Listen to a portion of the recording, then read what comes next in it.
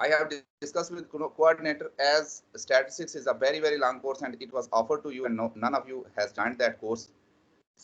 So it will be a very small and brief section that which I will going to discuss in this course. But additionally, if you want to visit those lectures of biostatistics, they are already available to you on YouTube. So data analysis, very brief. Normally, what kind of analysis will be applied? It depends on the scale of data. That's the first thing.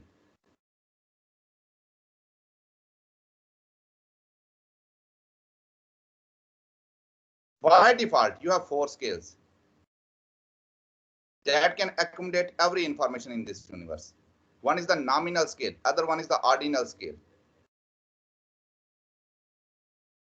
Third one is interval scale.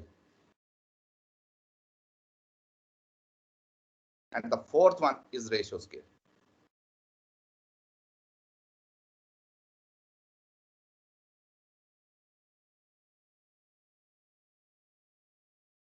The first 2 scales, they are dealing with the qualitative data.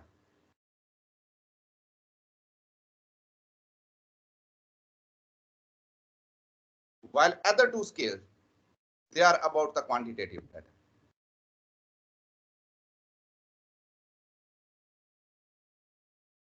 Please discriminate. It's not about the quantitative research or qualitative research. It's about the information. Another name, you can name it as the discrete data. And these, it's a continuous data. Examples, I told you, gender, region, name of countries, name of districts, all these kind of data where the data is discrete, you have some fixed categories, even the season is one example. And there is no concept of superior and inferior. In there, all those kind of information, they are measured on nominal scale. While in case of ordinal scale, the data is discrete, but only difference between the nominal and ordinal scale that there is a concept of superior and inferior.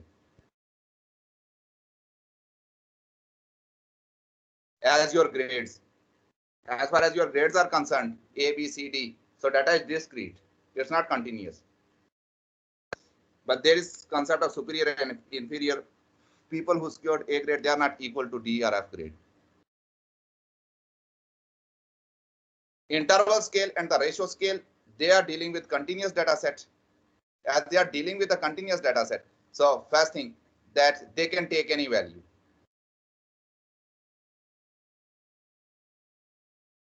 Second, very important difference between it is that there is an equal distance between 2 units. Third important characteristics of this is that it do not have a true zero. This is the difference between the interval and the ratio scale. That in interval scale, you do not have a true zero. While ratio scale, the zero is true zero. And I will very briefly give an example. I mean, I'm just doing it fast because I believe that maybe some of those things they are already discussed in this course and some of them you already know it previously. What do I mean by the true zero? That at any time when you have a true zero, you cannot achieve -1. That's a fixed rule. For example, a ratio scale example is the weight.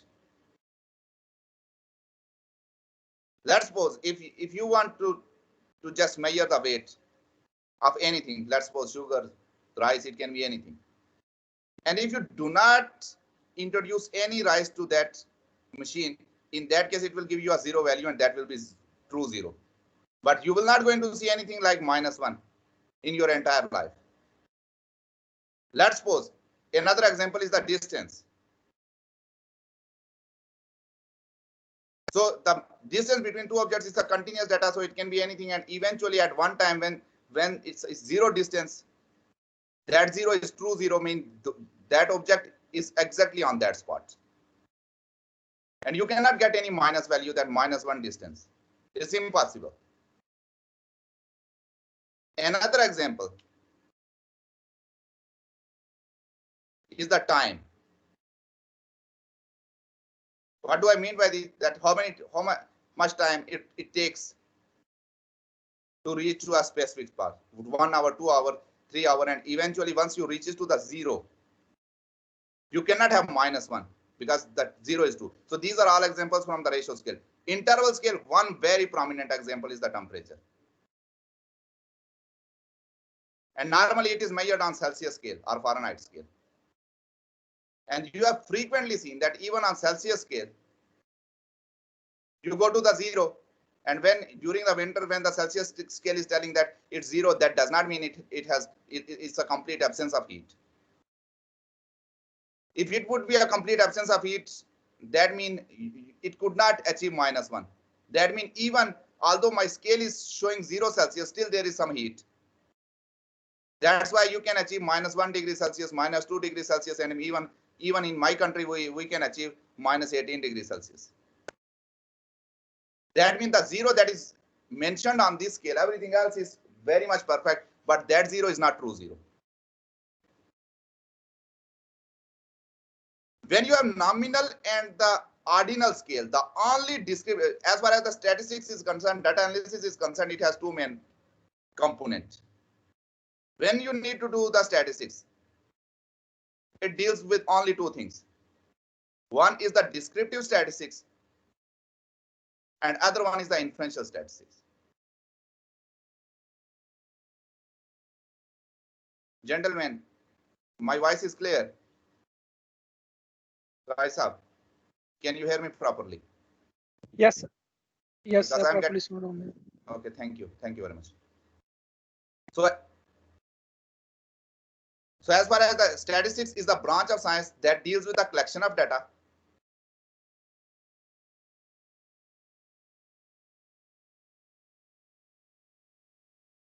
and then it deals with the organization of data, then it deals with the analysis of data, and the last, the interpretation of data.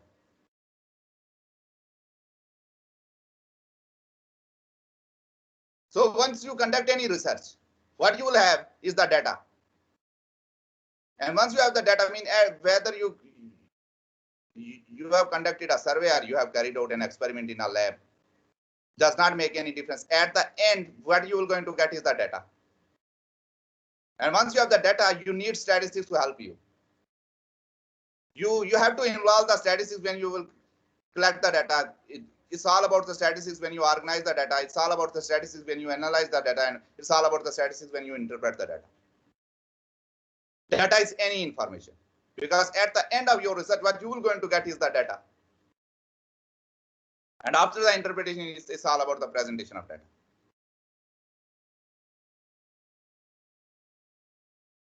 This is all within the scope of statistics. So statistics has two main branches. One is the descriptive statistics that describes the data.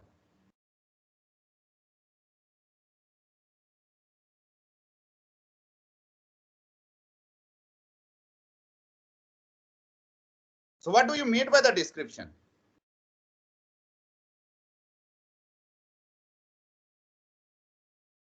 When you need to describe anything, the only information that you need is to tell the audience about the center, and you need to give information about the dispersion, how much the information is dispersed. And that concludes the description. Which is the center of that information and how much that information is dispersed. These two information, they are compulsion for you, because there is a possibility that maybe two information, they have exactly the same center, but they have different dispersion.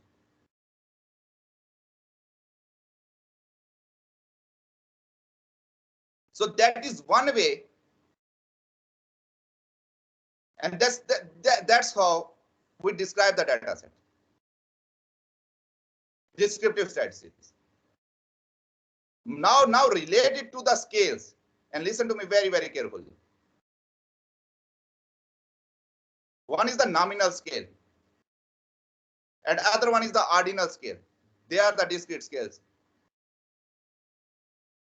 So I'm just using an example of a nominal scale, that you have a gender,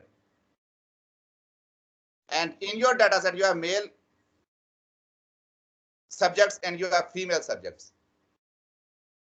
Let's suppose in your study you have collected information from 30 male and you have collected information from 20 females.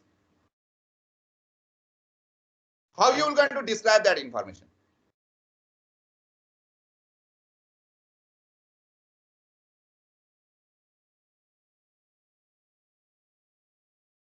What's the possible description of that information?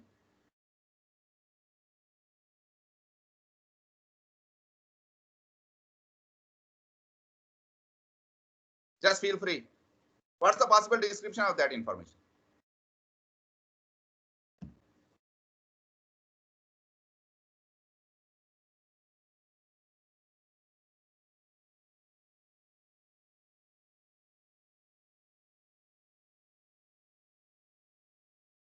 Gentlemen, if I will ask you to calculate the average or arithmetic mean, do you think it's possible? Yes, sir. Tell me. Sir हम दोनों को जमा करेंगे और उनको 2 पे divide करेंगे तो हमारे पास मीन आ जाएगा इसका. Is this the formula of mean?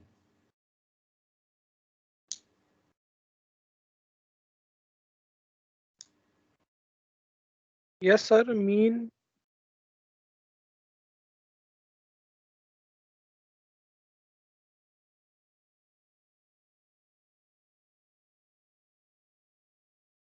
Sum of all values divided by total number of values. This is what I know the definition of mean. Just feel comfortable. Yes, sir. So how you are going to calculate the average from?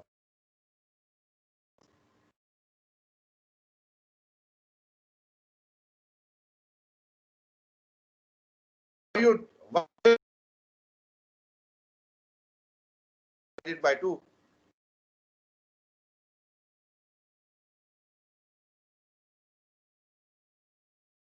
And agree with your explanation.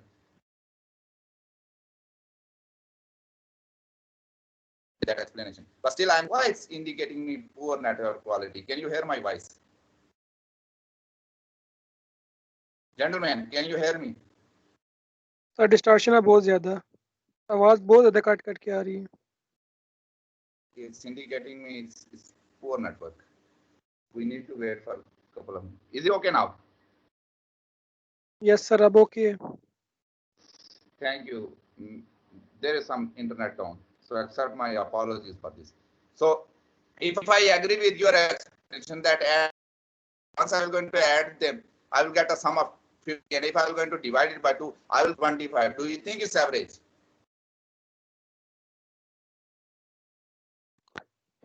Yes, sir. So what you are claiming, that if you have 30 male and 20 female, so on average you have 25.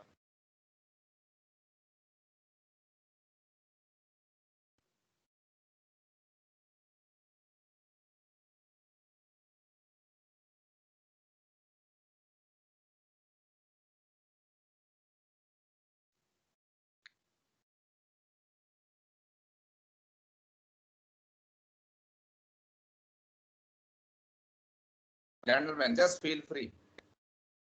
Is it true? Once again indicating poor network quality. Answer sir मुझे भाई? आपकी sir आवाज़ आपकी बहुत cut के आ रही है. Okay. Sir can you repeat? Yes, I will repeat. Answer भाई, यार प्लीज यार क्लास चल रही ना, मैं अपनी पोजीशन हाल नहीं ना सकना, बहुत बुरी तरह मैं अपनी पहन रखना, मैं कि देख छोड़ा मैं यार ए वो दिया मैं call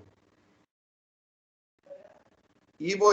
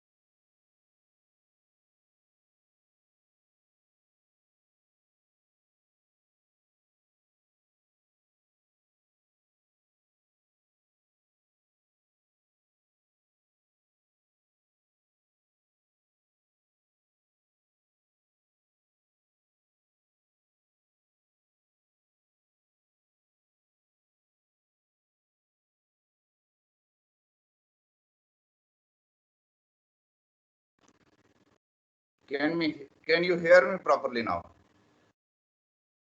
I just switched the network. Hopefully it will work. Yes, sir. Okay. Now tell me, is it the average? 25. Sir, normally तो इसका ये formula होता है, but in case of gender where we have like 30 male and 20 female, we cannot decide the average here. This is what I wanted you to listen. Wanted you to get the concept.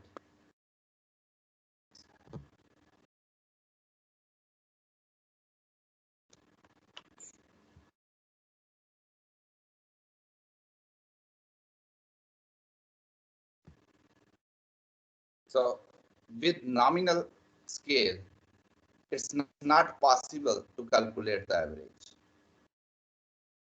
This is very, very important concept. You cannot calculate the average. You cannot use arithmetic mean to describe that data set. You cannot use median. You cannot use mod to describe the center of that data set. And secondly, the dispersion tools, either it's a range, either it's standard deviation, either it's variance. They are not at all applied on nominal and ordinal scale. That's the first concept. Sir, one thing more. We cannot even consider the inferior or superior here. So that is something else. I do not have any problem with. I will going to show you that how the statistics works equally well. All those statistical tools that are applied on nominal scale, we can apply majority of them when it comes to the description to the ordinal scale as well. But give me. So even average, not possible. Median, not possible. Mod, not possible. Dispersion tool, range, not possible. Standard deviation, not possible. Variance, not possible.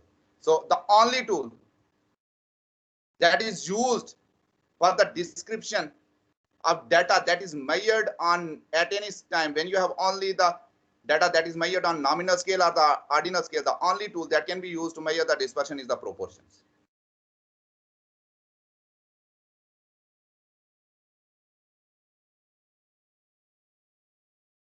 So when you have a data of nominal scale,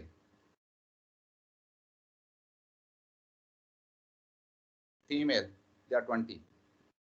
So what you need to do, how we calculate the proportions? Proportion means what fraction of values they are in one category. We have a simple formula. Total number of observation in that category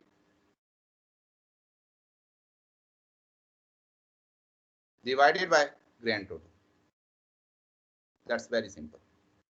So for example, if I want to know what fraction of data is being attributed by me, what fraction of data is being contributed by male, it will be 30 total number in that category. Oh, my grand total 30 plus 20, that is 50, and that will be 0.6, 60%.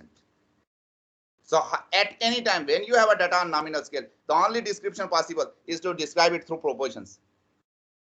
And now it gives a sense that I can tell my audience that 60% of my observations were male and remaining 40% they were female.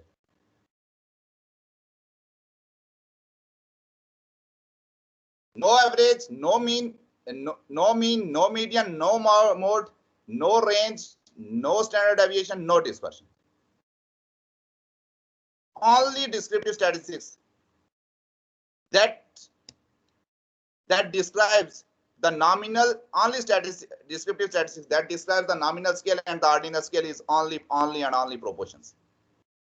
And you do not need any other description. This is my punchline.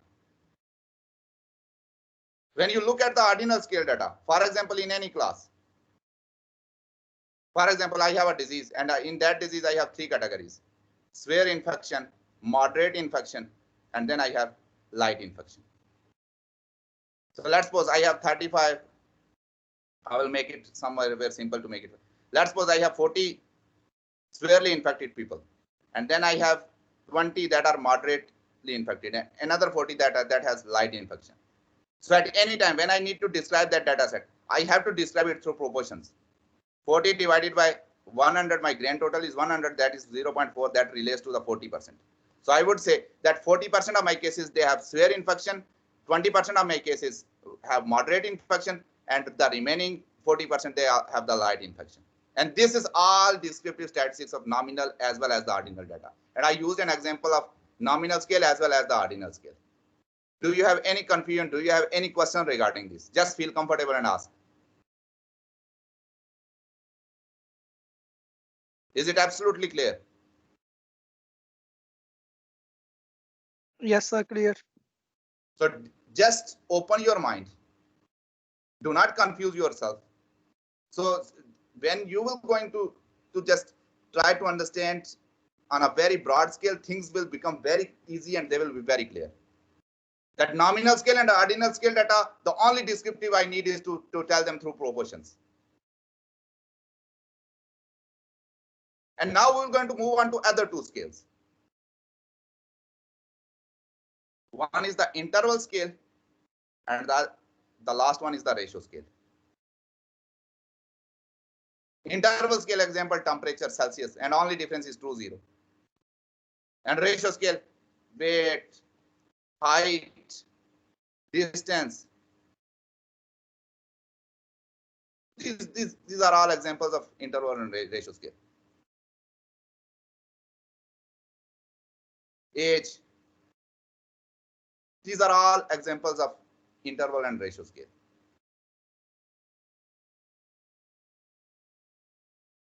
Whenever you have a data on interval and the ratio scale, the descriptive, this is quantitative data.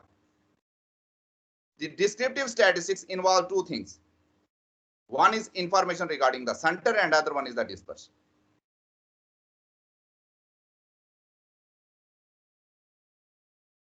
The tool to find out the center, one tool is the arithmetic mean. Other tool is the median. The third tool is the mode. And in order to calculate the tools that we use to find the dispersion, you can use any one of them that suits your data set. And you know the limitations and advantages of all these tools. And if you do not know, just look at all those introductory lectures of biostatistics. They are available on YouTube. The tools to find out the dispersion is the range, standard deviation, and variance. So you have to choose one from the center and one from dispersion. And it depends what tool is more suitable to represent your data set, because every tool has its own advantages and limitations. So these two information, they are compulsion. They are compulsion that if you just only give the average, you do not give any idea about how much it is dispersed. And I will going to demonstrate it by using a very simple example. Let's suppose my first data set is like this: 3, 5, and then 4. I have another data set that has 1, 9, 1, and 2. So if I will ask you about to calculate the mean, simple mean or average. So this is data set A and this is data set B. Why giving the information only about the average when you tell people only about the average? That's something a lot of people who are not good with statistics, especially the biologists, that's the mistake they used to do. If I will going to give only information regarding the mean, what's the mean of my first data set? Sum of all values, Mishax, will be 12, and my total number of observations will be 3. Sum of all observations divided by total number of observations, and I get a mean of 4. And what's the mean of second data set? 9, 10, and 12. Once again, my grand total will be 12. So it will be 12 divided by 3. That once again will be 4. Do you think both data sets, they are identical? No, sir. So if you just summarize your data set and just give the value of the mean, what your reader will going to assume?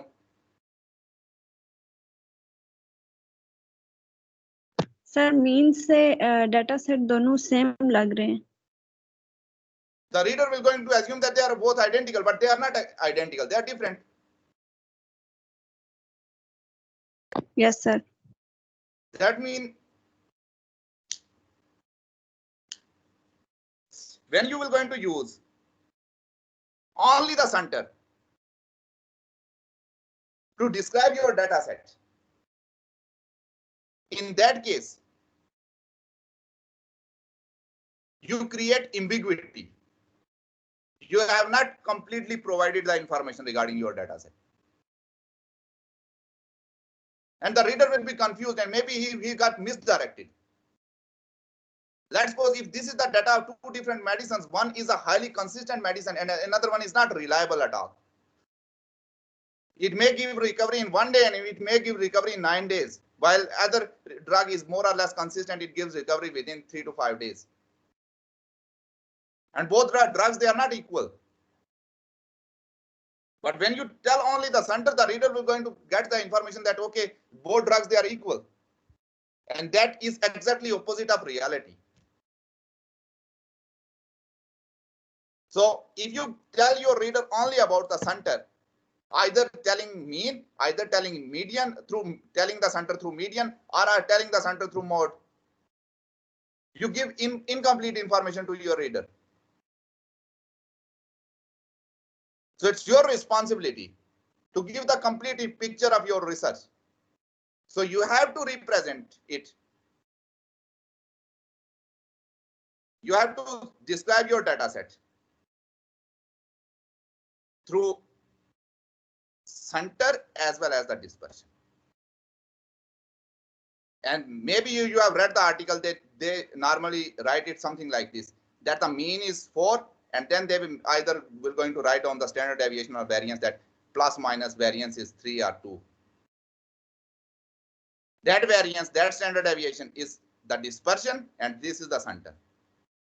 Because it's possible that maybe two different data sets, they have the same center, but they are entirely different.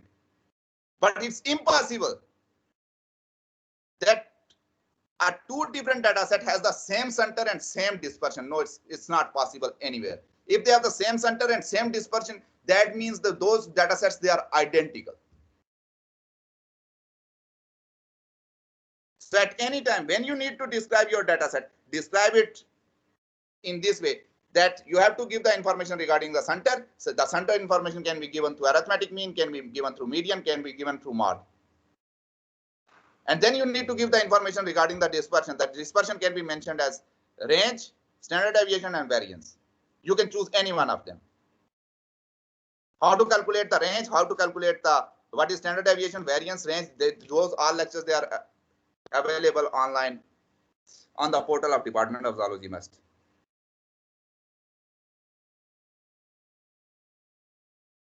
So when you have data on interval and ratio scale, the only descriptive statistics that you need is the center and dispersion. When you have data on nominal scale and ordinal scale, the only descriptive statistics will be proportions.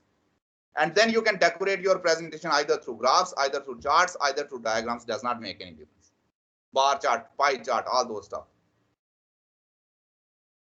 Is it clear? Yes, sir. Now I am Yes, going to switch to sir. another. Okay. Is there any distortion in my voice? Now listen No, to sir. me carefully. Thank you. Thank you very much. Now listen to me carefully. Another very, very important thing. There are two sources of data.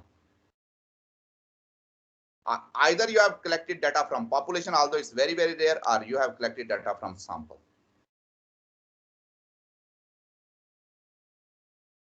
If your source of data is from the population,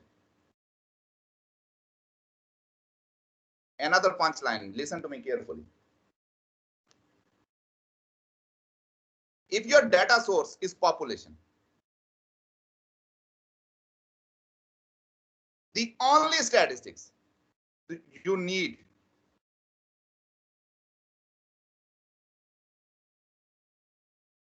you must be enjoying my wonderful handwriting.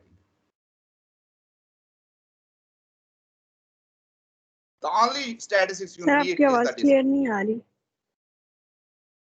Is it clear now?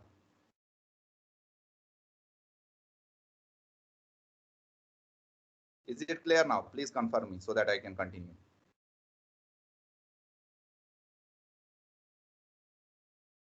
Can you hear me?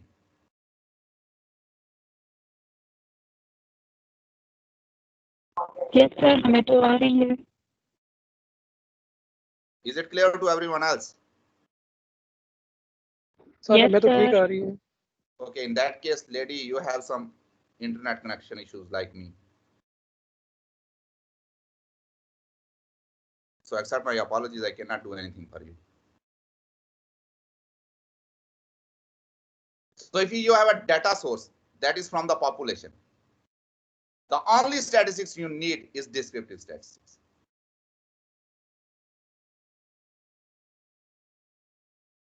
You do not need anything else.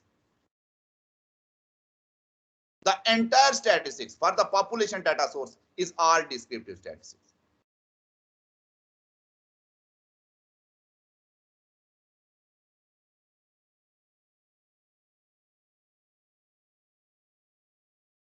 This is my punchline.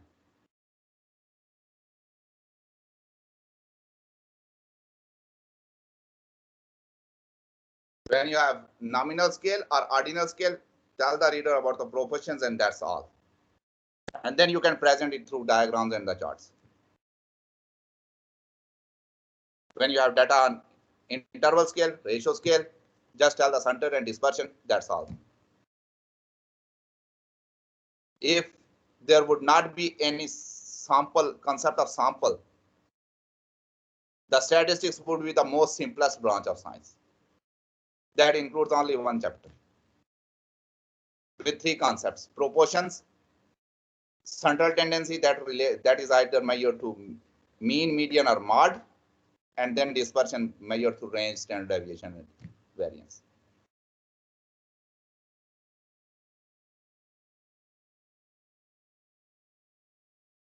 And I can give you a very, very much important example of this. The government normally carried out census. They count. And census means they collect data from the population, entire population, each and every one. They include each and every one from the population.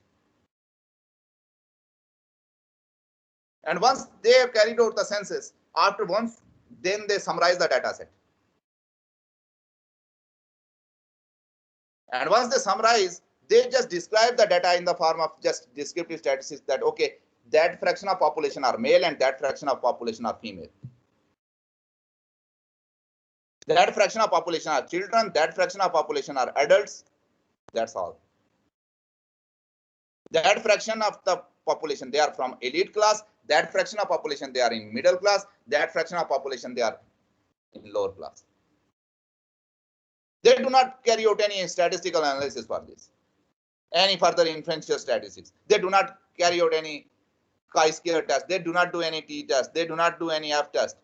Census, because it's a population-based data, and it's the most reliable data.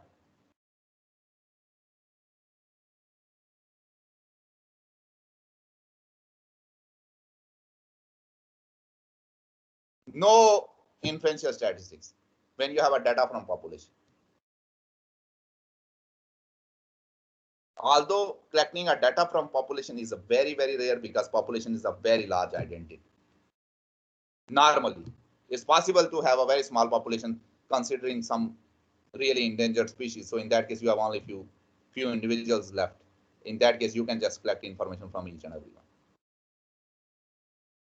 If you are working on a village, in that case, the village population is not very, very large. So you can collect data from each and every one. So you have, if you have a collected information from a village and each and every one is being included, the only statistics you need is to just describe them. Describe them through proportions, either through, if the data is on nominal and the ordinal scale, if the data is on interval ratio scale, just describe it through center and dispersion. That's all. And people, they will going to trust your results that what you are telling is true. And there is no error involved in it. There can be handling errors, but they are not being considered and they are not being accepted in statistics. That's not error we look for. But if you just carried out your research carefully and you just verified each and everything, in that case you will have the accurate data and no one will going to ask you for anything else. They simply accept it, that what you are telling is true.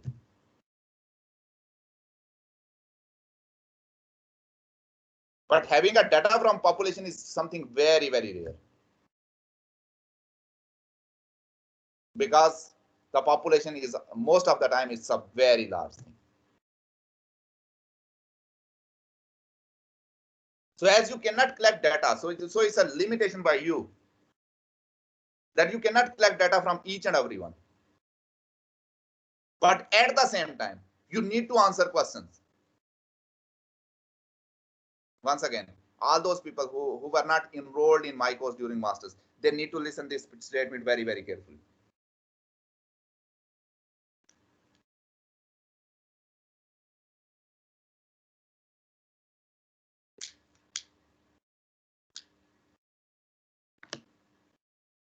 Although the population is very, very large,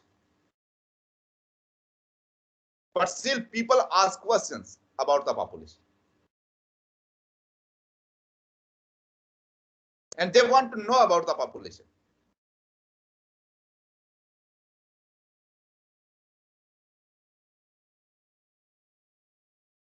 And it's always becomes a compulsion to answer that question. But still do not have the resources to get information from each and everyone. And those answers, questions, they are required to be answered. And at the same time, one very serious limitation that each and everyone could not be screened. So what's the option left?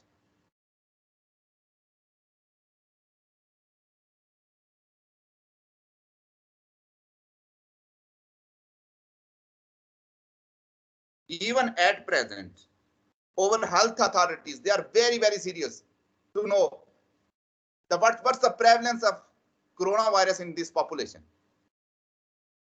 That's a very serious question.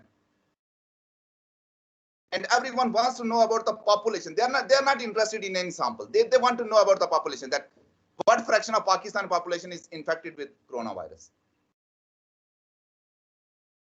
They have another question, and they ask questions about the population. No one asks questions about the sample. They ask questions about the population, that what fraction of population is being recovered from corona.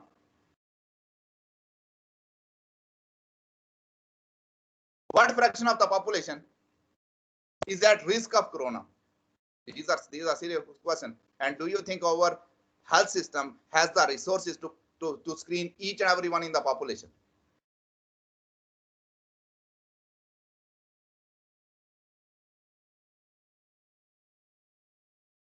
Even the most developed countries of the world, they fail to screen each and everyone. But at the same time, those questions, they are very, very important, because your future strategy will entirely rely on this. Without information, you cannot have any strategy. And you will be in crisis.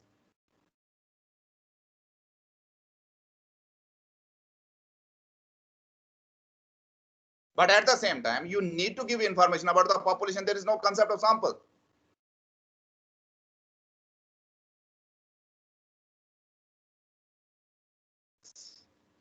No one asks questions about sample. Every question that is required to be answered must be about the population.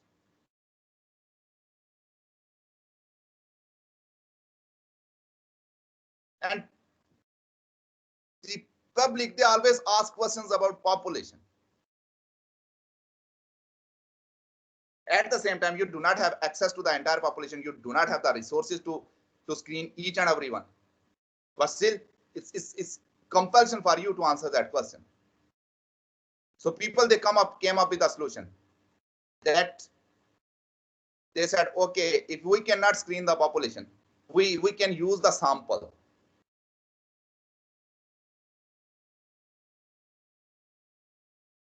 And by using that sample and the information, by using the information that they get from the sample,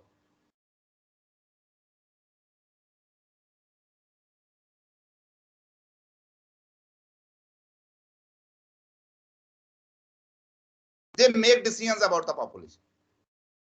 And that's the inferential statistics.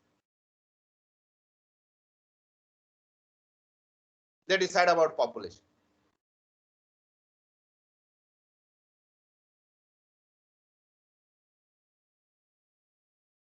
So using information from the sample and based on information from the sample, they decide about the population.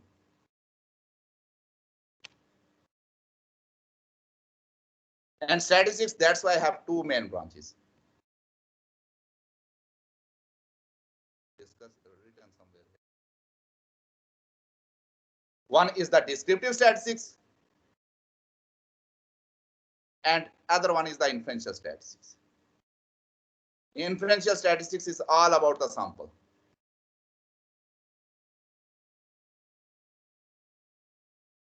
So inferential statistics is the branch of statistics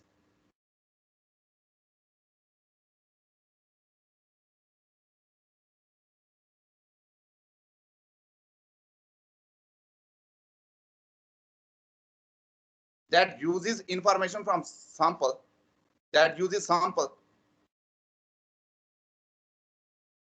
information and facilitates us to decide about population.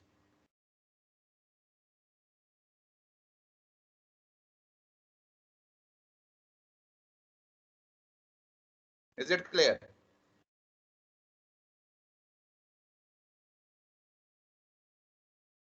When you take the sample, thank you very much. When you take the sample, I just give you one example. Let's suppose the average age of the MPhil scholars enrolled in Department of Zoology.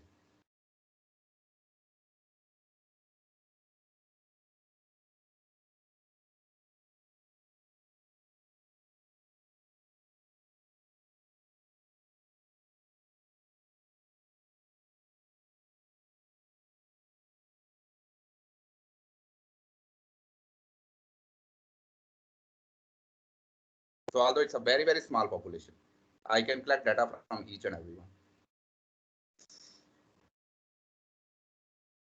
So I assume for a very limited period of time that we have 50, although we have 15 to 20 students enrolled in. So average age of MSc students, make it simple.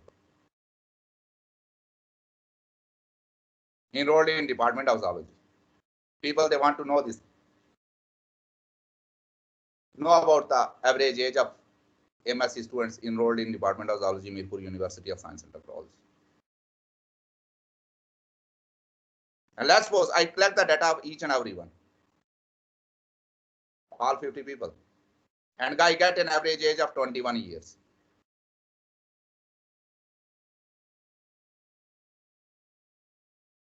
And then I take a random sample of 10 people. And then I calculate the age. What do you think? Will it be exactly identical to 21 years?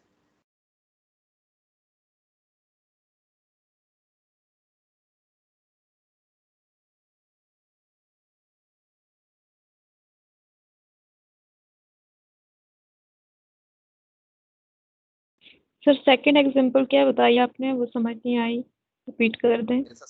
It's a single example. That let's suppose I want to know about the average age of students enrolled in Department of Zoology. And just for my confirmation, previously I just collect data from each and every one. So it's a population data. So all 50 people, they are being asked about their age. And once each and everyone shared their age, so I just calculated the mean or average. So I just came up with a value of 21 years. And then I take a sample.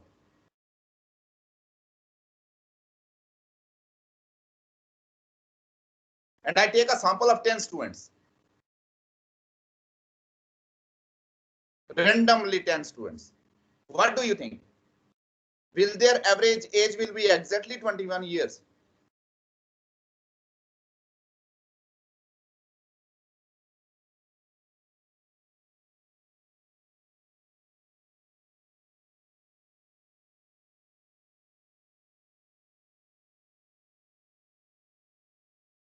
Are you listening?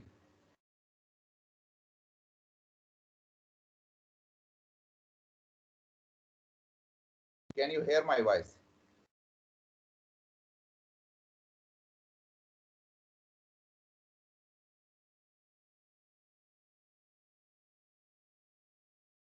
Gentlemen, can you hear me? Yes, sir. Then please answer this question.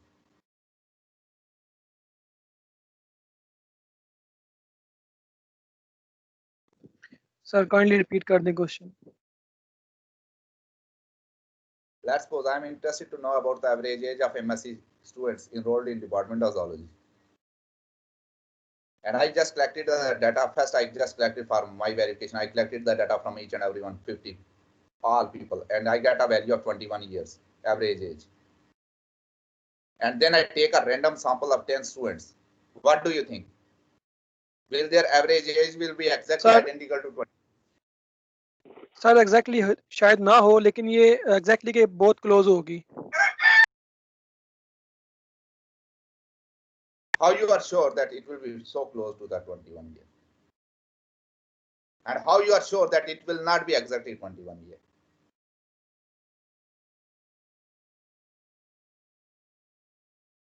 What made you to make that decision? Sir क्योंकि sample size में difference आया है ना तो शायद इस वजह से फिर एवरेज में भी डिफरेंस आएगा. I just used a single sample. There is no difference in sample size. The above data was from population. मैंने आपको कहा, you already know this. But just for your trial, that is the sample works properly. That's for the verification of sample. So I'm asking you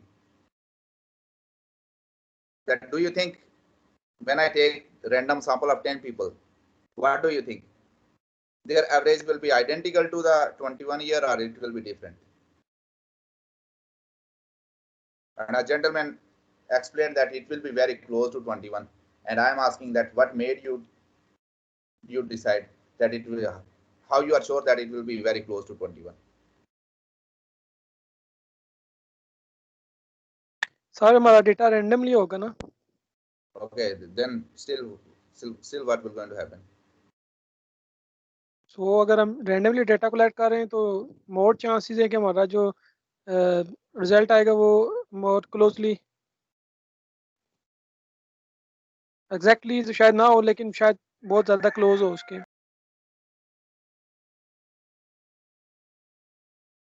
Maybe in your 10, there is a student whose age is 35. And random mean everyone has an equal chance. Maybe there is a possibility that that 35-year-old person is being included in your data set. In that case, that observation will be going to drag the mean towards the higher side. Maybe that this observation will not be considered. So when you take the sample, you cannot, you are never ever sure that majority of the time. Yes, please, I'm listening. Then we need its center. हमें इसके centre के बारे में पता होना चाहिए फिर. Once you know already about the population, then what's the purpose of telling it? When you give the mean, it's the information regarding the center. It's nothing else. Okay, sir. Okay. Okay. So you are never ever sure.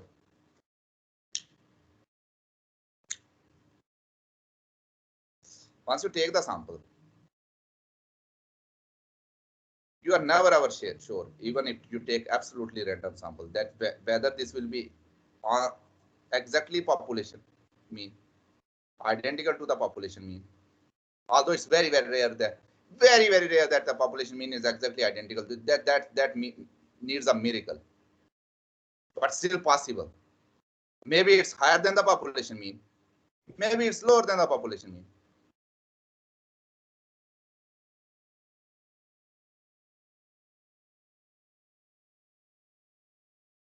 So when I take the sample, even before sampling, I already know that once I will going to get a data,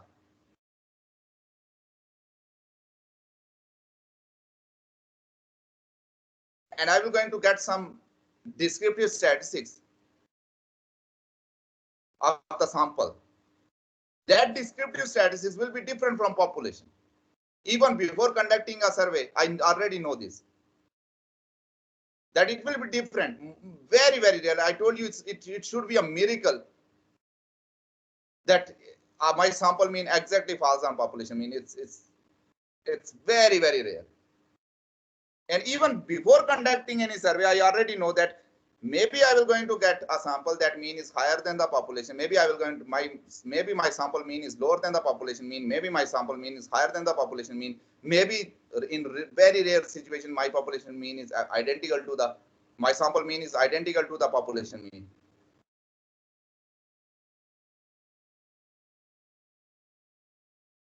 Then using the sample,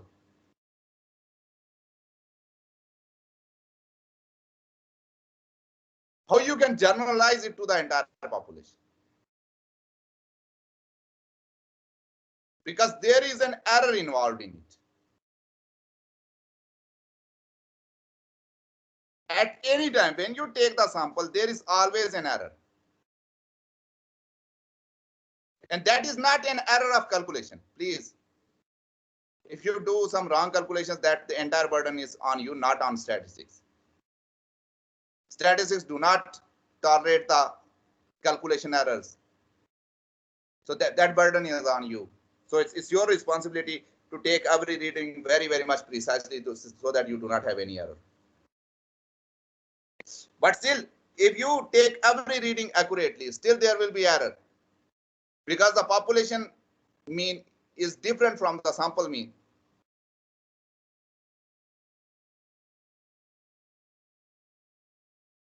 And even if I was going to take another sample of 10 random people, once again, I give equal chance to everyone. Maybe some people from my previous sample, they are included in this, and some new people, they are being added, some got removed. Even my second sample will have a different mean from my first sample.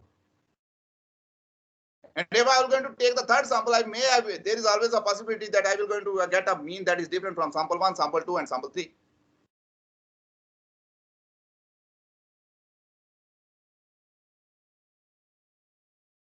So the purpose of that entire discussion is only one thing. That whenever you take a sample, there is, and on the basis of sample, when you decide about the population, there is always a probability of error. That's why you cannot just directly generalize the sample mean into the, you can just directly cannot say directly that whatever you have the results of sample, they will be absolutely applicable to the population. And they reflect population.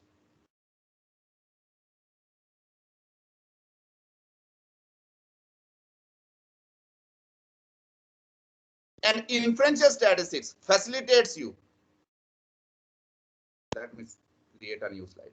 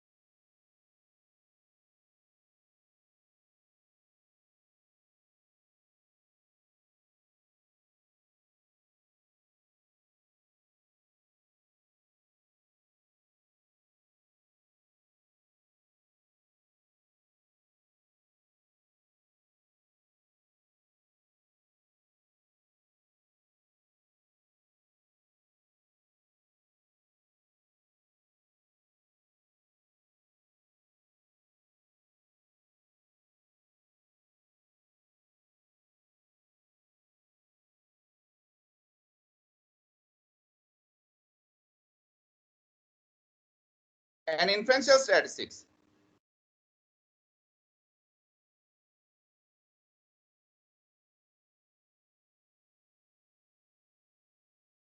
helps you, facilitates you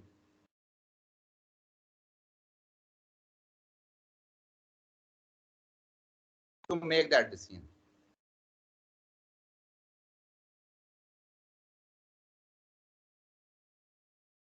That's why you have to first test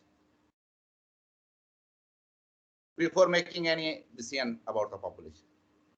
So you take the sample, carry out the testing of that sample, whether this thing is can be generalized to the population, then you decide about the population.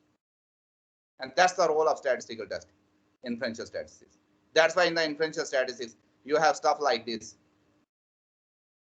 T-test.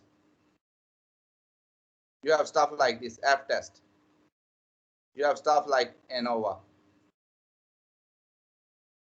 You have stuff like factorial design. You have stuff like regression, correlation, and chi-square. And then you have further models as well.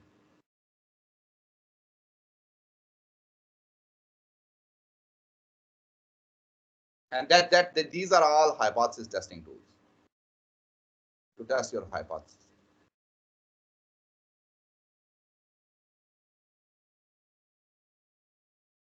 Why you need to test those? And they are tested like this because you have a source of sample. For example, if you have a data of population, listen to me carefully. That's once again very, very critical concept.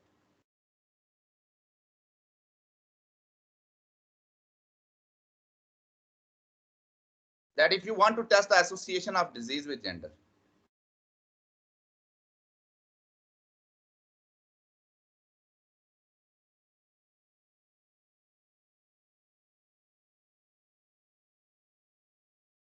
so your null hypothesis will be like this, that disease is not associated with gender. Not associated with gender mean you have equal male cases as well as equal number of. So the proportion of disease in both male and female gender is equal. And you have collected a data from population. And in that data, what you got is that you have, let's suppose, 20% prevalence of disease in male population, and you have 21 prevalence of disease in female population. And you have a data from the population. In that case, you do not need any chi-square to test this, that whether they are equal or not.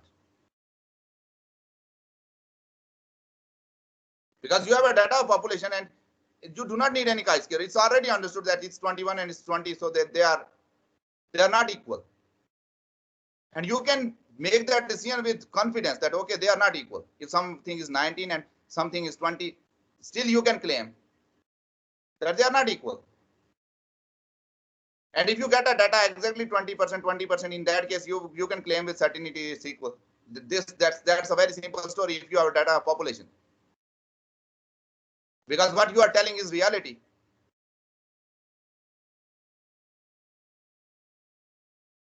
But when you take the sample, and let's suppose you get a prevalence of disease in 20% in male, and you get a prevalence of disease 21% in female. I'm just writing it very close. Let's suppose even 25% in female. And you take in a sample, and you want to test the null hypothesis, whether they are equal or not. You cannot decide they are not equal, because you know that this 20% is taken from the sample and is different from population.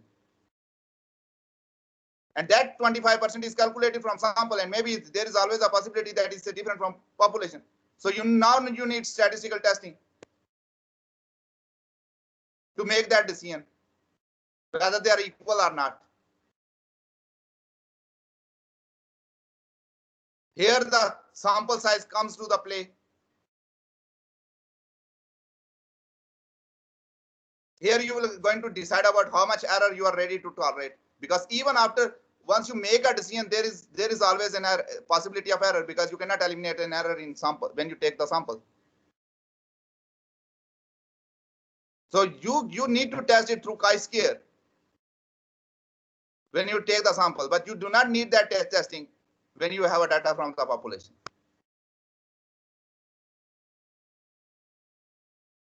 When you have a data, let's suppose why is not appearing?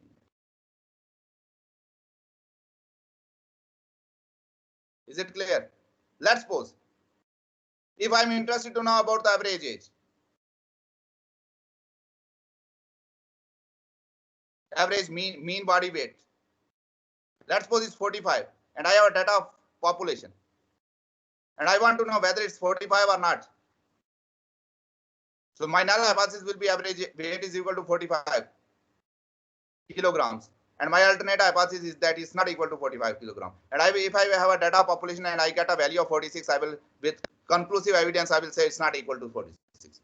I just accept an alternate hypothesis. But even when you take a sample and you get a value of 48, still you are not sure, because it's different from population. And when you test it, you make decision about the population, because no one has asked you the question about the population sample. Rather, people they are asking the question about the population.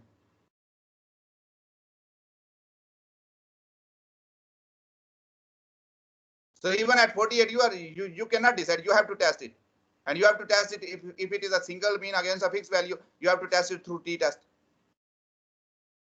And there the sample size and all those errors, they will come to play.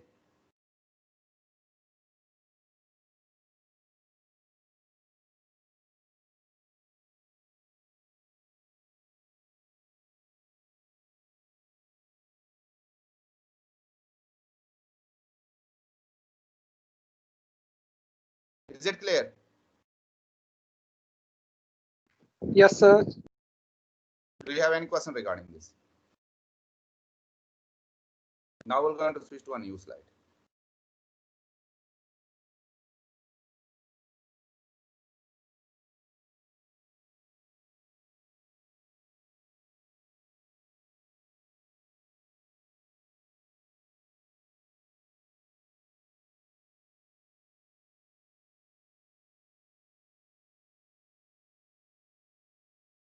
So as far as the inferential statistics is concerned, there are two main branches. One is the hypothesis testing. You test it through hypothesis. And other one is the estimation.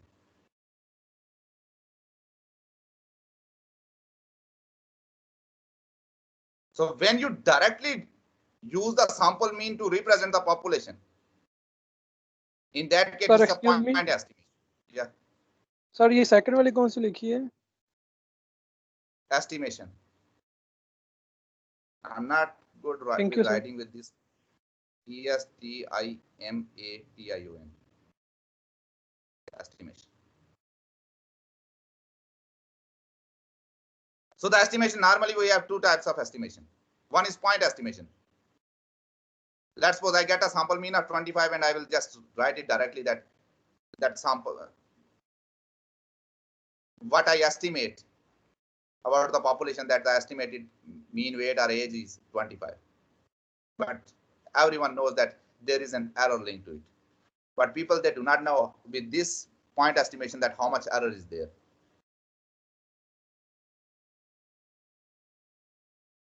Maybe there is a huge error, maybe there is less error.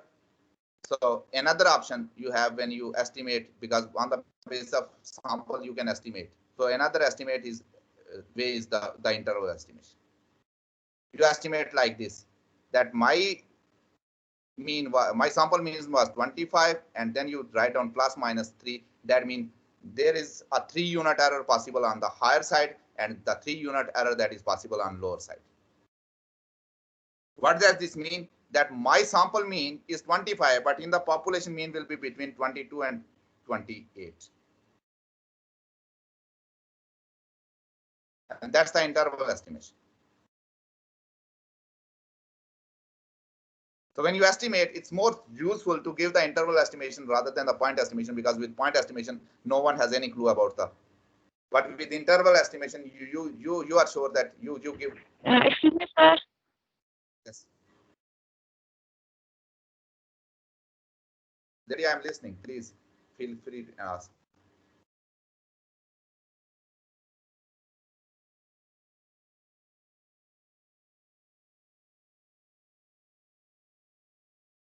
Can you hear me? Sir, interesting का बता दें. Gentlemen, can you hear my voice? Yes, sir. sir. But distortion है sir.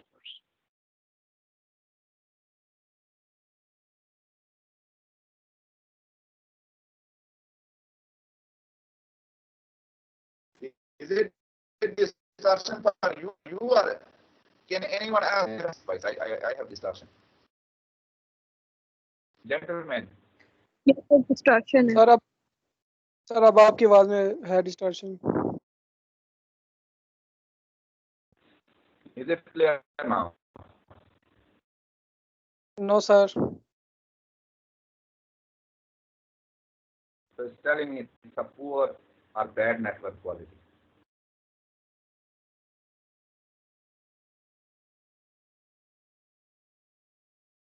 Can you hear my voice now? Yes, sir. Is it clear now? Yes, sir. Clear. Was you able to listen what she was saying? I have no idea. Sir उन्होंने कुछ बोला नहीं, बस वो question कर रही है. वो क्या कर रही हैं?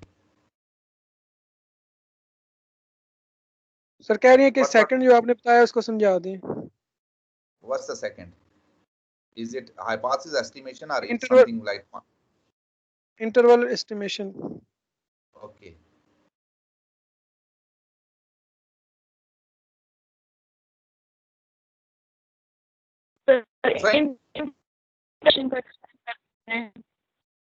Inter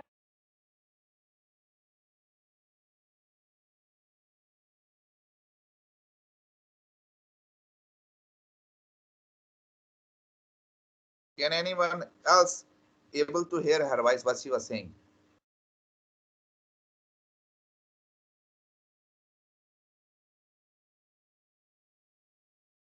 Gentlemen. सर पहले समझ आई थी, अभी तो नहीं आई. वही पूछ रही है इंटरवल एस्टिमेशन के बारे में. Okay. Request her to just mute her mic so that I can continue.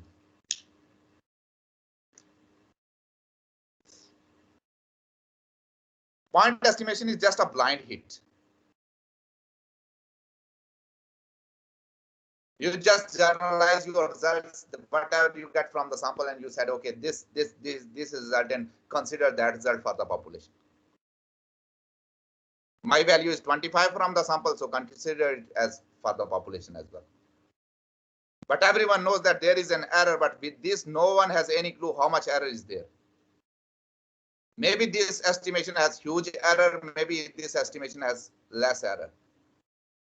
So people, they came up with another idea that, okay, we were going to estimate not only the mean, but also we're going to estimate the error, how much error is possible. That we name it as the interval estimation. So in interval estimation, they estimate the parameter as well as they estimate the error that is possible with their sampling. That's why you will going to see a word like this, that at any time when they will going to show you interval estimate, they will going to show it like this, 25 plus minus 3.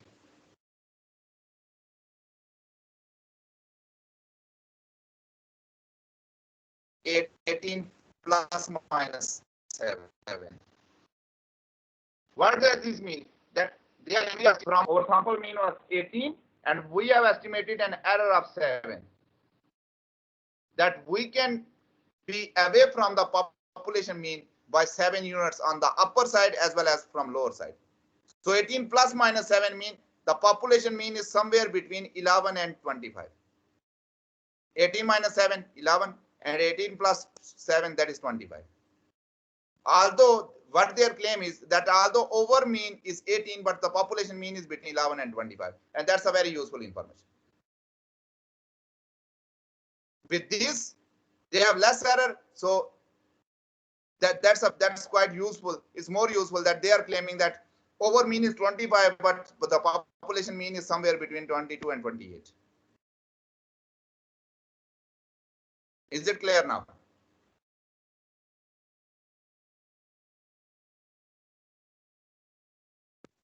Sir let's suppose हमें population का पता ही नहीं है तो फिर हम कैसे करेंगे इसको?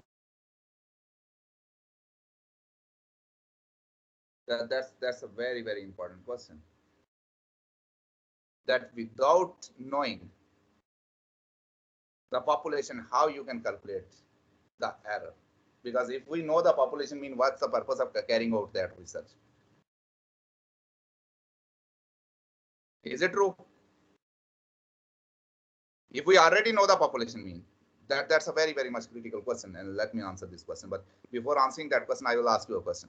If we already know the population mean, if we already have some information regarding it, what's the purpose of taking the sample? There is no purpose of taking the sample. Is it true? Yes sir, true. That means we do not know about the population. That's why we are carrying out the sample to answer that question, because people, they were asking question about the population. So we do not know about the any character of population. Let's suppose if someone is interested to know about the mean. So we do not know the population mean. That's why we are taking the sample. Is it true? Yes sir, true. So if we, as we do not know the population mean, how do we know that much error we have in our sample? That's the second. That's your question. लेकिन sir आप तो भी use कर sir आप तो use कर रहे हैं यहाँ पे पॉपुलेशन का. Yes. सर जब हम पॉपुलेशन के बारे में जानते नहीं है तो फिर सर यहाँ पे आप क्यों यूज कर रहे हैं इसे? This is the most important section of your question. That let's suppose if I know that is 28, then I can subtract it from 25 and I can get a value of 23. If I do not know anything about 28, how I have decided that it must be between 28 and let's suppose 22? When I do not know about the population, how I can just decide that much error I have in my data set? If I do not know about the population, how I can tell about the difference between the sample and the population? And I will going to answer this question, that how you can tell without knowing the population. Now I will going to switch to a new slide.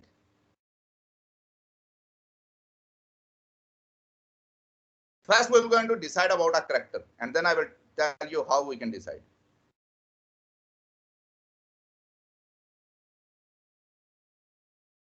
Any trait, any characteristic. And I will going to start with a simple one, start with a mean, and that applies to everything else. You want to know about the population mean. So mean reflects the center. So this is a hypothetical diagram regarding the center of total number of observations that are around the central. Let's suppose this is 5, this is 10, this is 15. Let's suppose I want to know about the average age. And then it's 20 average age of the population of all those MSc students enrolled in all the universities of Pakistan. 25 and 30.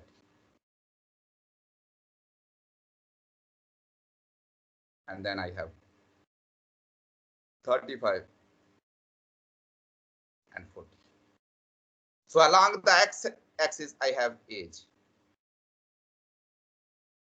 And along the y-axis, I have the frequency. Let's suppose 100, 200, 300, 400. These refers to the number of students.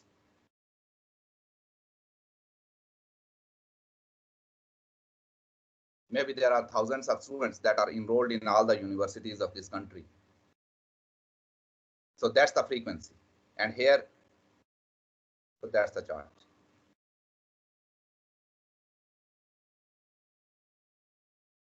And now I'm going to suppose one thing. Let's suppose the average age is 22 years. That's supposition. What do you think around the 20? I will ask you a question. Where I will have the maximum frequency?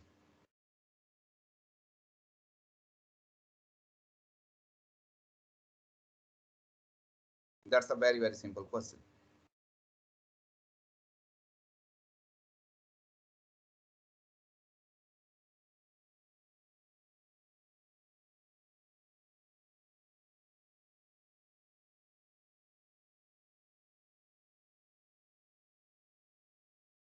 That's the frequency. Frequency refers to total number of students.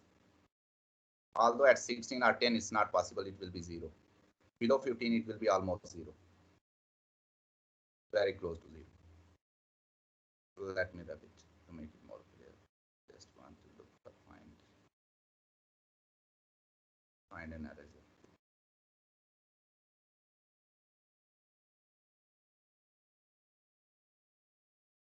Let me erase it.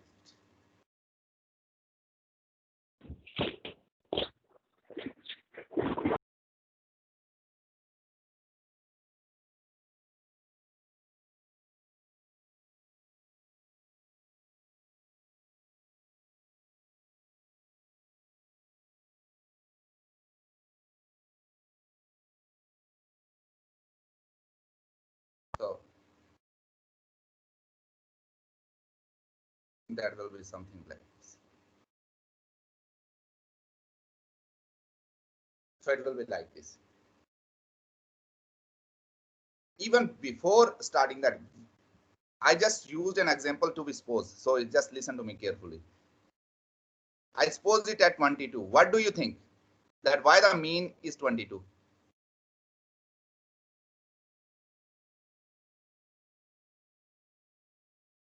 What made the mean to just fix at 22 years?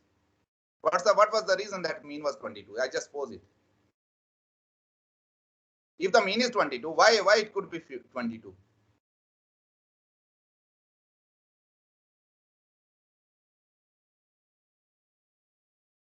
The only reason is that majority of the students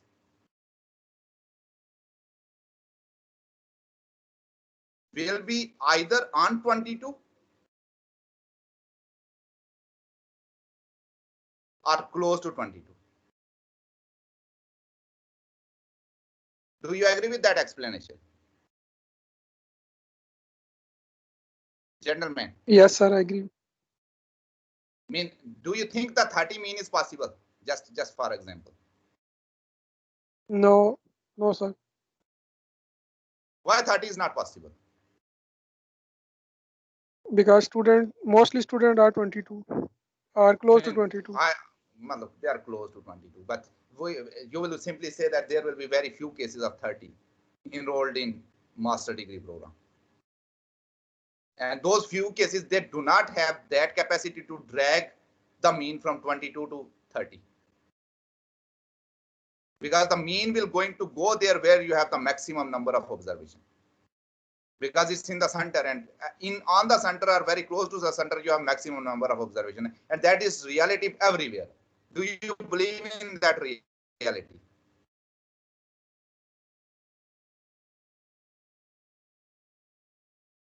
Yes, sir. Do you believe in that reality that majority of the observations, they are either on the mean or very close to the mean? And as you move towards the extreme end, either on higher side and lower side, you will have less and less observations.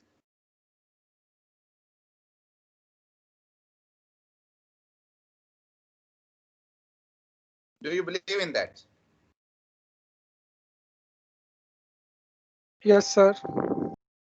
Okay. now I'm going to push you to the next part of this. Just listen to me carefully, because that's a very, very much critical concept. That how you can tell the difference if you do not know the population mean. So when you take the sample,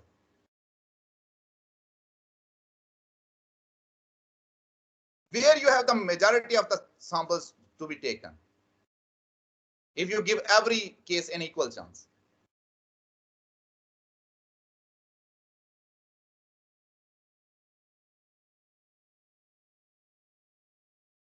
do not agree with me if you are not convinced. That's my responsibility. I have the most difficult sitting position for the class, because I have to work with this pen and all these electronic devices. Maybe they are 3-4 linked together. So very, very much challenging. Okay. Now tell me, if I were going to take the sample, and let's suppose each and every observation has an equal chance to be selected.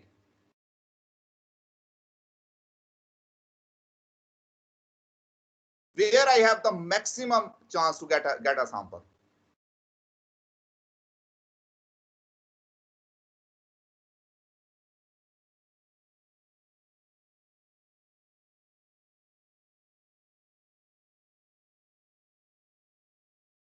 Will it be on 40? Will it be on 35? Will it be on 30? Will it be on 25? Will it be on 20? Or will it be on 15 or less? Sir 20 से 20 के दरमियान होगी ना फिर. I mean, where you have the maximum number of cases, where you have the maximum number of students, they have the maximum, there is maximum possibility for them to be considered in a sample. Do you agree with this? Yes sir, बिल्कुल agree. Okay. So that indicates the second part of my explanation, that this whenever I will going to take the sample, I will have some of those cases that will be taken either on the mean or close to the mean. Do you agree with that? Strongly agree sir. Okay. Do you think it's possible that if I will going to take a random sample and I have all those samples that is only from that part? Sir इसको repeat कर दे, मुझे समझ नहीं आई इसकी. Okay, I will repeat it again. Do you think that it's possible that if I were going to take a random sample and all my random samples, they will be from that region only? It's a poor network quality, it's telling me again. Sir ऐसा तो नहीं हो सकता बिल्कुल भी. That's not possible, because there are a few cases there. And yes, how sir. it is possible that if I am going to take a random sample, I just take only those samples that are from 40 and I do not take anything. I mean, whenever I will going to take sample, in my sample, there must be cases that are from here. Do you agree with that? Yes, sir, I agree. And there is a possibility that among them, some of those cases, they will be taken from 30 and they will be taken from 35 and they will be taken from 40 and they will be taken from 15 and they will be taken from very close to 15 and 16, 17. There is the possibility that they will be taken. Do you agree with that? Yes, sir. Now, I will going to give you another argument from this. So in your sample,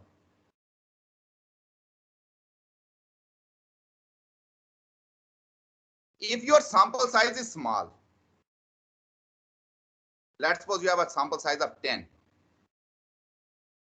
In that case, maybe in that 10, you have 7 to 8 cases that are between 20 to 25, and maybe you have 2 cases, 2 to 3 cases that are either from 40 section or that are in 15 section. This is what is possible. Do you agree with this? Yes, sir, I agree. So normally this is what is possible if I were going to take a random sample. So these 2 to 3 cases, these 2 to 3 cases, if I have a sample size of only 10, that means these 2 to 3 cases, they contribute about 20 to 30%. Exactly.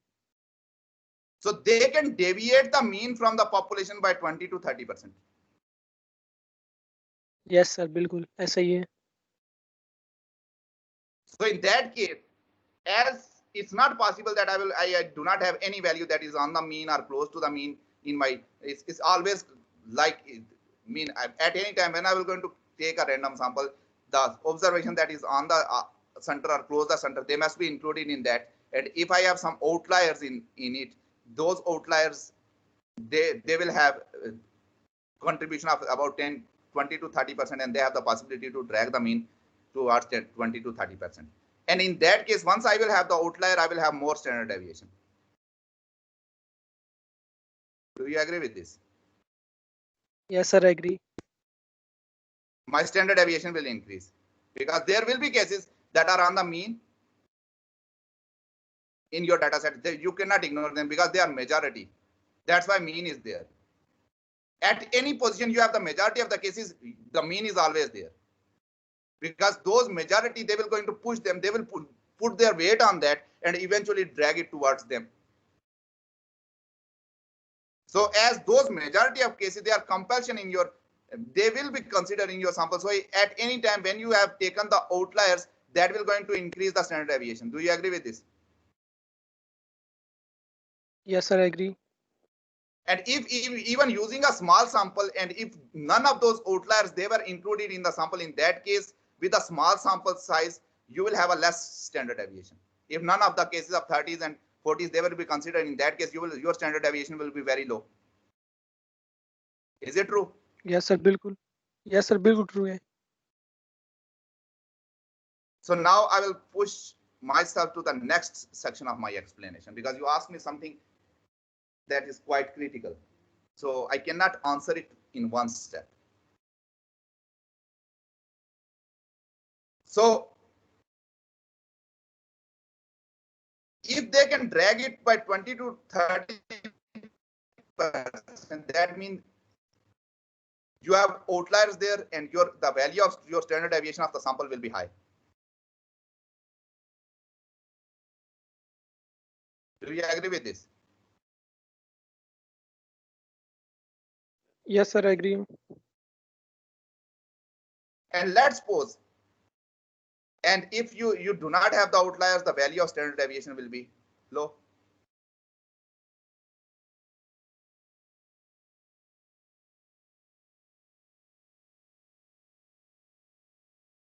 And majority of the cases, they are close to the mean.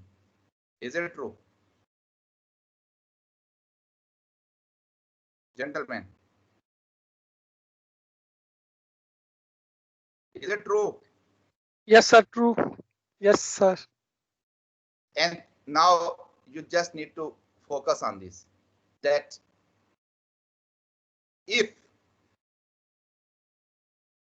you see a small standard deviation in your sample, that means the error is Less error. less error. Is it true? So you can estimate the less error as well. Less error. Sir, less error.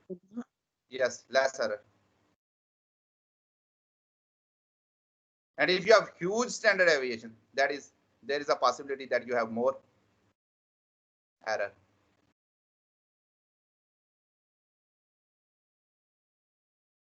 And I will going to add it. From a sample size of 10, if I will going to increase my sample to 200, what do you think? What will going to happen?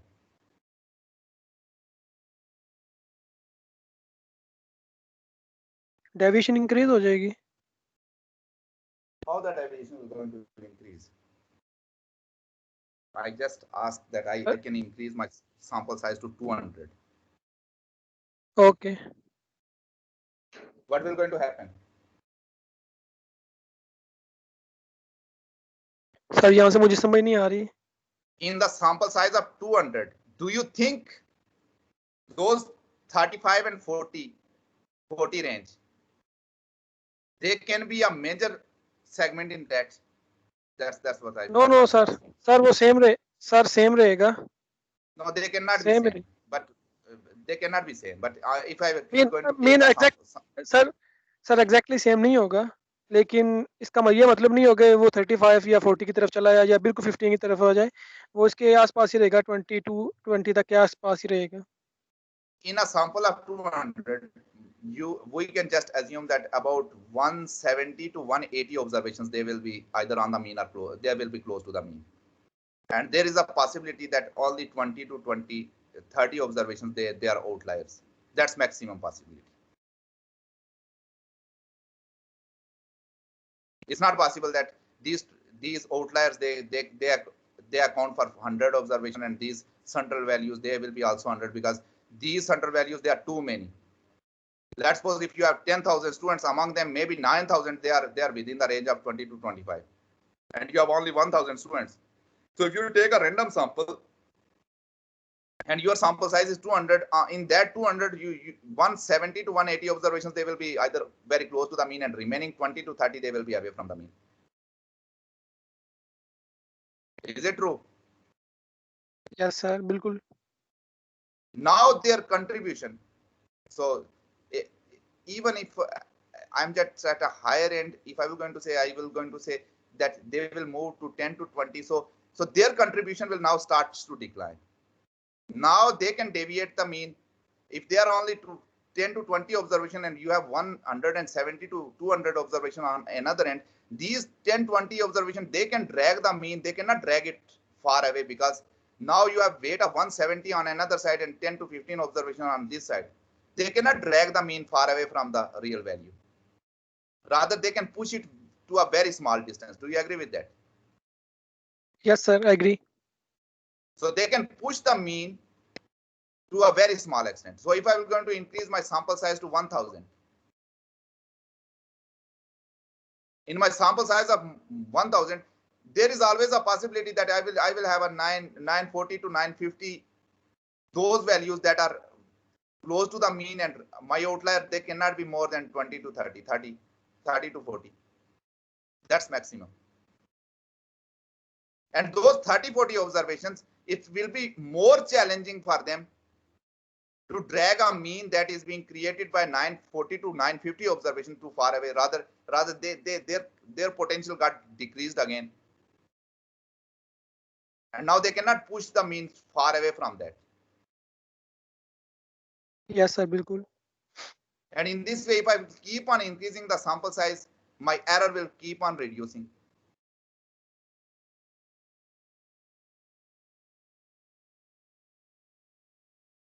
Although I cannot eliminate the error, but my error is keep on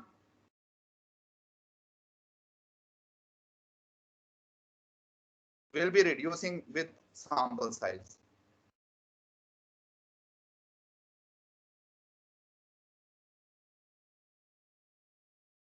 Do you agree with this? Yes sir. So sample size, if increase in sample size reduces the error that is being, that error is the difference between the sample mean and the population mean. So by increasing the sample size, we reduce the error,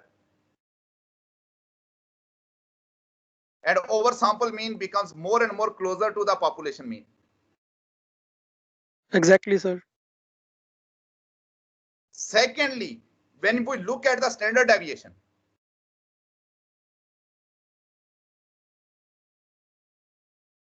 as we have more and more standard deviation, that means we have more and more error. And if we have less and less standard deviation, that means we have less and less error. Yes. So people, they are using these two things to calculate the error between the sample mean and the population mean without actually knowing the population. And this is, we name it as the standard error.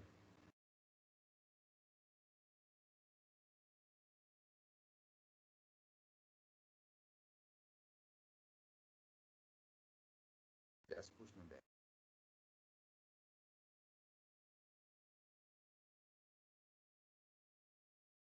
And somewhere in the literature, you are going to see a word like standard error of mean.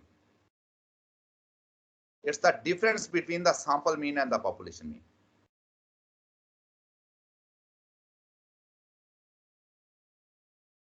And you can tell the difference without actually knowing the difference, without actually knowing the population mean. So difference between the sample mean and population mean, that is standard error. And we have a very simple formula for it. Standard error is equal to S divided by under root n. S refers to the standard deviation of sample and n refers to the sample size. So the standard error increases by increasing as the standard deviation of sample increase, because we know that when standard deviation of sample increase, that means we have more and more outliers. At the same time, as sample size appears as denominator, so as sample size got increased, the standard error will going to reduce, although the standard error cannot be eliminated. So if you, let's suppose if you have in your sample you have a mean of 22 and your sample standard deviation is 4 and you have a sample size of 100, then you can calculate the standard error. Standard error is equal to 4 divided by under root 100. Under root 100 means standard error 4 divided by 10. That will be equal to, if I will going to remove the square root, I will going to get a value of 10. So 4 divided by 10, that is equal to 0.4. So I will going to claim that my sample is mean was 22 plus minus 0.4. That means my mean is 22, but the population mean is between 21.6 to 22.4.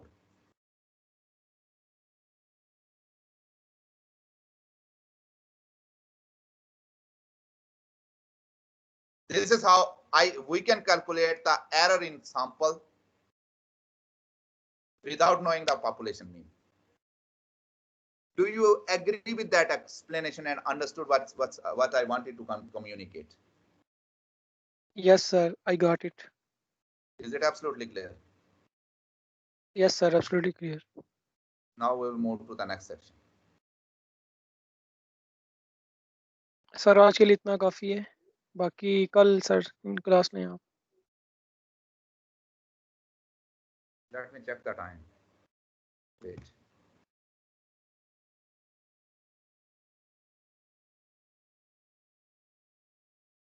There was a lady who asked me a question about the controlled variable. Is she in the class? No sir, वो नहीं है इधर class में. And then we will going to discuss when she will be present in the class. Okay sir, sure.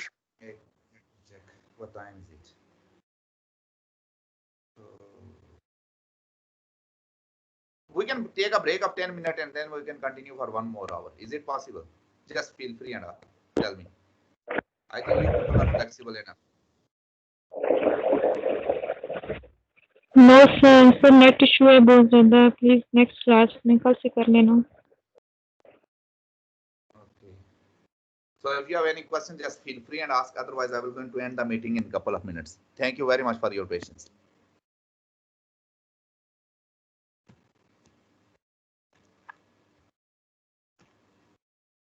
Just feel free and ask if you have any question.